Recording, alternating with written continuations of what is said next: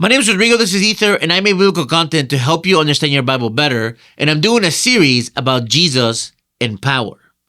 In this series, right now, I'm concentrating on the second part of the book of Mark, chapters 8 through 10, roughly, because in this part of Mark creates a pattern in which 3 separate times, Jesus tells his disciples that he's going to die and be resurrected, and they don't really understand what this means, and then an opportunity opens itself for Jesus to tell his disciples what it really means to be his followers. These teachings happen to revolve around the topic of power, and more specifically, how in his kingdom, power is supposed to be inverted.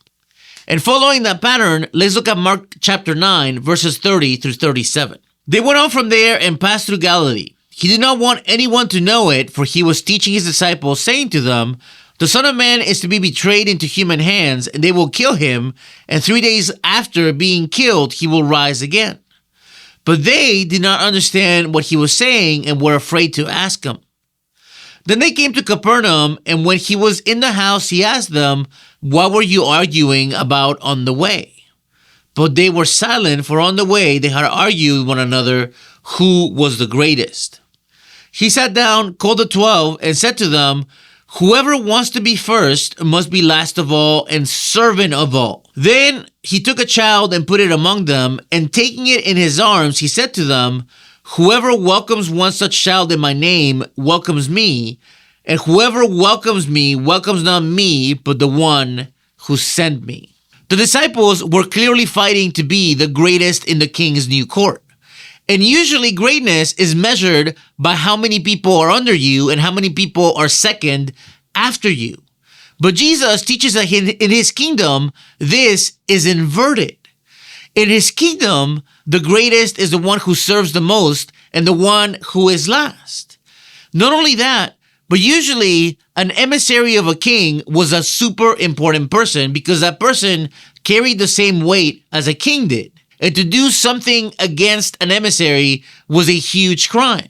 But Jesus grabs a child, the most vulnerable amongst all of us, and basically says that they are his emissary. Jesus wanted his disciples to develop a whole new understanding about where power really lies. In his kingdom, power lies in servitude and in being vulnerable and small. This is not how we usually understand power, but this is how Jesus wants power to work in his kingdom.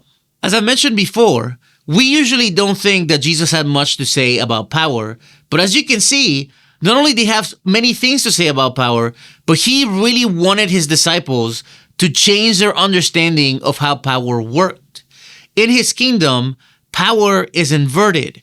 Service is powerful, and receiving the insignificant and the vulnerable is power. That's usually not how we measure power, but clearly Jesus taught this teaching to shape his followers and to shape what his followers brought into this world.